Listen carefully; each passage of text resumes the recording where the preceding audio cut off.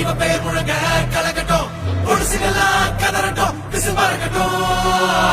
நரகத்துக்கே தெரியட்டும், அந்த எவனுக்குமே புரியட்டும், உலகத்துக்கே கேட்கட்டும், செவி கிழியட்டும்.